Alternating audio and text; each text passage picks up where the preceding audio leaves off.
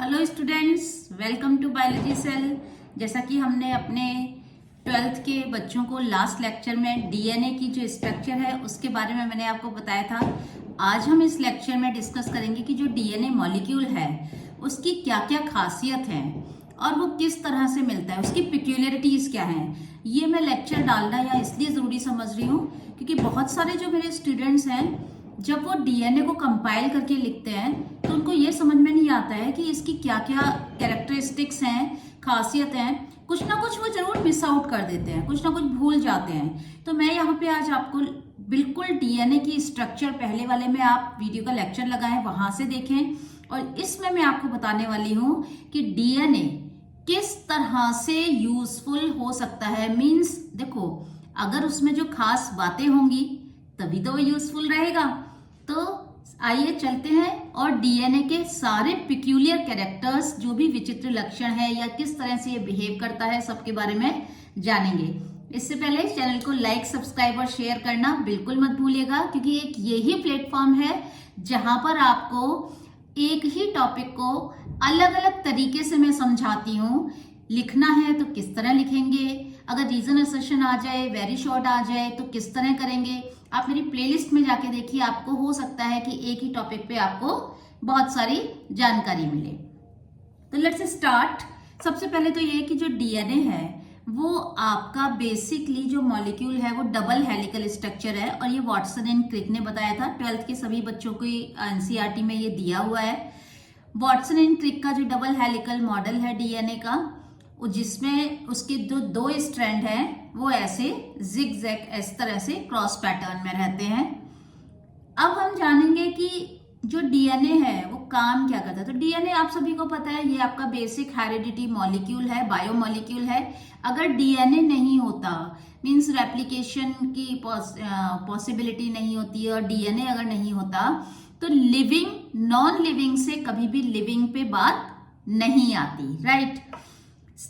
Promising data storage है। सबसे पहले आप क्या पॉइंट लिखेंगे कि ये बहुत ही ज्यादा बहुत सारे डाटा को स्टोर कर सकता है। आप देखिए, हम लोग ह्यूमन सबसे ज्यादा सुपर क्रिएशन है एनिमल किंगडम में, तो कितने सारे इसमें हम लोग मल्टी फंक्शनल है, कॉम्प्लेक्स हमारा सिस्टम है बायोलॉजी में ऑर्गेनिज्म का। दैट मीन्स कि कितना सारा डेटा इसमें स्टोर है। अब हम इसकी कुछ पिक्यूलियरिटीज के बारे में बात करें तो ये पॉलीमर तो है, बहुत लॉन्ग पॉलीमर है, लॉन्गेस्ट पॉलीमर है आपका डीएनए। डीएनए आपका बायोमॉलिक्यूल और मैक्रोमॉलिक्यूल की कैटेगरी का है। सेकेंड पॉइंट, डीएनए बहुत बहुत स्टेबल है। कोई भी और बायोमॉलिक्यूल इतना स्टेबल नहीं होता है। हाँ, स्टेबल है with some limitations. Then stable के साथ साथ जो डीएनए है, अब आप सोचेंगे कि क्या डीएनए को भी आप डिवाइड कर सकते हैं, क्या डीएनए के भी कोई क्लासिफिकेशन है, उसका भी कोई टाइप है। हालांकि आपकी बुक में ये नहीं दिया हुआ है बच्चों, 12th के लिए बता रही हूं मैं। लेकिन हाँ, अगर आप बोर्ड देने जा रहे हैं, या मैं हमेशा कहती हूँ जिस तरह से कि अगर आप नीट एस्पिरेंट हैं, आप चाहते हैं, या कोई और कॉम्पिटिटिव एग्जाम देने जा रहे हैं, या कॉम्पिटिटिव भी ना देके आप सपोज नेट वगैरह भी चाह रहे हैं, तो उसके लिए मैं आपको बता दूं कि जो डीएनए है ना उसका भी क्लासिफिकेशन है। जैसे आपके शुगर मॉलिक्यूल है, उसमें आपकी सिंपल शुगर, कॉम्प्लेक्स शुगर, इस तरह से है ना। डीएनए का भी क्लासिफिकेशन है, और डीएनए का क्लासिफिकेशन एक नहीं बल्कि 2 या 3 बेसिस पे हम उसे क्लासिफाई कर सकते हैं। तो अगर हम उसे काम करने के बेसिस पे डिवाइड करें तो जो हमारा डीएनए है वो हमारा 2 तरीके के डीएनए में होगा। पहला जो है वो है ट्रॉफिक डीएनए, और दूसरा है वो है रिप्रोडक्टिव डीएनए, ठीक है। अब ट्रॉफिक डीएनए है वो क्या करता है, ट्रॉफिक डीएनए के फंक्शन है वो सारे मेटाबॉलिक प्रोसेस को करवाता है। जितने जब से जन्म होता है और मृत्यु होती है तब तक उसकी लिविंग में जो बायोलॉजी जितनी भी होती रहती है वो सब ट्रॉफिक डीएनए करवाता है, एक्सेप्ट रिप्रोडक्शन। जब ह्यूमंस में तो इस तरह का नहीं होता कि हमारे पास 2 न्यूक्लियस हैं या उसमें अलग अलग डीएनए हम इसे सेपरेट आउट कर लें चीज़ों को। बिल्कुल सही बात है, ह्यूमंस में ऐसा नहीं होता। लेकिन आप इसका, मैं आपको लोअर लेवल पे अगर आपको इसका एग्जाम्पल बताऊं तो इसका जो एग्जाम्पल है वो हमारा हो सकता है, जैसे कि आपने देखा ना पैरामीशियम। तो पैरामीशियम में हमें क्या मिलता है, हमें 2 तरह के न्यूक्लियस मिलते हैं, मैक्रोन्यूक्लियस एंड माइक्रोन्यूक्लियस। तो बस, तो उसमें क्या होता है जो आपका मैक्रोन्यूक्लियस है वो आपका मेटाबॉलिज्म को कंट्रोल करता है, पैरामीशियम की जितनी भी गतिविधियां होंगी जिंदगी के लिए वो उन सबको कंट्रोल करेगा। जबकि जो माइक्रोन्यूक्लियस है वो सिर्फ और सिर्फ रिप्रोडक्शन में इन्वॉल्व होता देखा गया है। तो हुआ ना डीएनए का क्लासिफिकेशन उसके फंक्शन के बेसिस पर। नेक्स्ट हम बात करेंगे कि तो कॉइलिंग के बेसिस पे कितने डीएनए में डिवाइड किया गया। तो आपको जान के बड़ी हैरानी लगेगी कि कॉइलिंग के बेसिस पे 1 2 नहीं बल्कि आपका जो डीएनए है ना वो आपका टोटल 5 डीएनए में डिवाइड किया गया है। और वो 5 डीएनए में आपको बताती हूँ, A DNA, B DNA, C DNA, D DNA and Z DNA. जो वाटसन एंड क्रिक ने मॉडल दिया था that was of B DNA. वो बहुत ही कॉमन जो मॉडल था जो कि आपका मेटाबॉलिक एक्टिविटीज में बहुत ही कॉमनली मिलता है, that is your B DNA. NEET के बच्चे बिल्कुल भी ना भूलें क्योंकि पहले ये क्वेश्चन आ चुका है कि जो मेटाबॉलिकली एक्टिव जो ह्यूमंस में ज्यादातर मिल रहा है आपका डीएनए वो कौन सी फॉर्म का डीएनए है। ठीक है, तो ए डीएनए की थोड़ी सी खासियत आप जान लीजिए। आप चाहे तो मेरे लेक्चर को आप सेव कर लीजिए, डाउनलोड कर लीजिए, या फिर इसके जब मैं आपको बता रही हूँ तो मिस मत करिएगा, शॉर्ट नोट आप बना सकते हैं। और अगर आप मुझे कहेंगे कमेंट सेक्शन में लिख के भेजेंगे तो मैं भी आपके लिए शॉर्ट नोट बना के दे दूंगी। आपके नोट्स गैलरी में आप वहां पर आपको पूरे मिल जाएंगे। तो जो ए डीएनए है उसमें आपके 11 बेस पेयर होते हैं। कितने बेस पेयर हैं? 11 बेस पेयर होते हैं ए डीएनए में। और ये डीएनए कैसा है? राइट हैंड कॉइलिंग है, मतलब क्लॉकवाइज, जैसे घड़ी ऐसे घूमती है तो राइट हैंड की तरफ आपका ये। अच्छा, ये DNA A B C D कैसे मिलेंगे कि टर्न्स और ट्विस्ट किसके बेसिस पे डिपेंड करेंगे? उसकी सेल का किस तरह का साइटोप्लाज्म का सेल के अंदर का एनवायरमेंट, पीएच कितना है, ह्यूमिडिटी कितना है, उस पर बेस्ड रहता है। तो 75% केसेस में आपको बहुत देखने को मिलता है कॉमनली ह्यूमिडिटी ज़्यादा होगी या सोडियम पोटेशियम का जब उसमें बैलेंस होगा तो उसके बेसिस पे आपका ए डीएनए मिलेगा। बी डीएनए तो मैंने आपको बता ही दिया, वाटसन एंड क्रिक का जो भी आप डीएनए पढ़ रहे हैं कि पर टर्न आपका क्लॉकवाइज टर्न होगा, उसमें 10 बेस पेयर होंगे, हर एक बेस पेयर के बीच में आपका 0.34 नैनोमीटर का गैप होगा क्योंकि एक जो टर्न होता है उसका उसमें 3.4 नैनोमीटर की उसकी पिच होती है, राइट। अब सी डीएनए जो है आपका ये भी आपका क्लॉकवाइज है, ठीक है, राइट हैंड मतलब आपके राइट हैंड कॉइलिंग है, क्लॉकवाइज है, होते हैं वो 9.33। हैरानी हो रही है ना जान के, ना तो पूरा 9 आ रहा है ना पूरा 10 बेस पेयर आ रहा है, यानी कि जो 10वां बेस पेयर है ना वो थोड़ा सा उसका 1/3 पोर्शन इसमें आ रहा है और 2/3 पोर्शन नीचे वाले में सेगमेंट में आ रहा है, नीचे वाले ट्विस्ट में आ रहा है।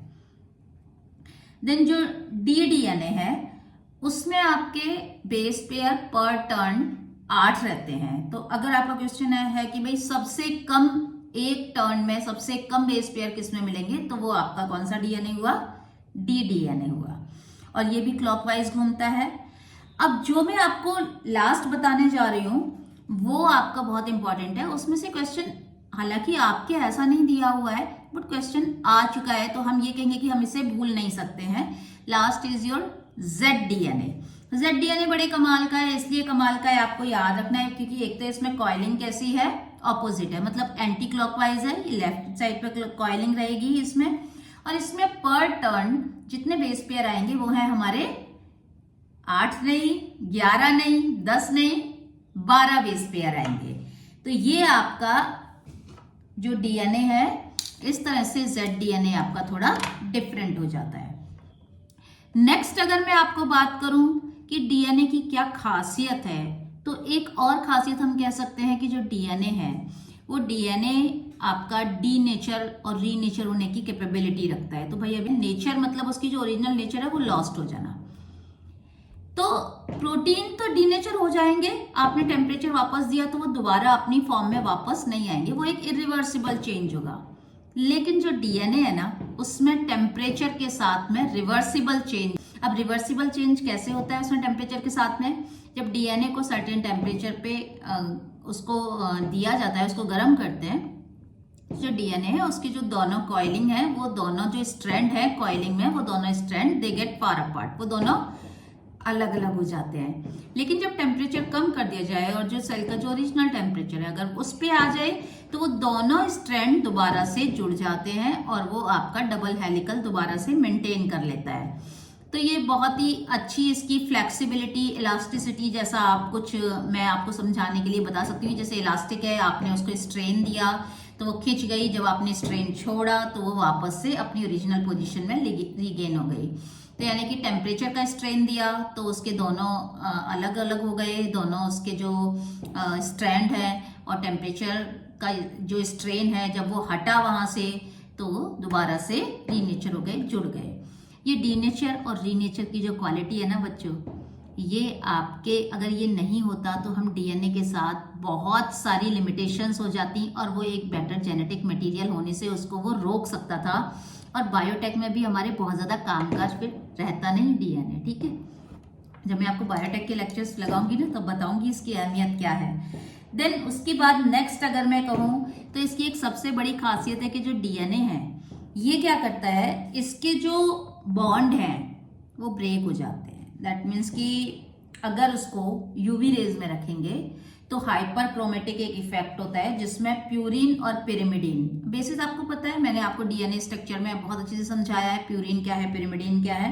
यूवी रेज के इम्पैक्ट से जो प्यूरिन और पिरिमिडीन है वो, क्योंकि प्यूरिन का बॉन्ड पिरिमिडीन से बनता है तो ये बॉन्ड जो हाइड्रोजन बॉन्ड है वो टूट जाता है। तो ये हाइपर क्रोमेटिक है।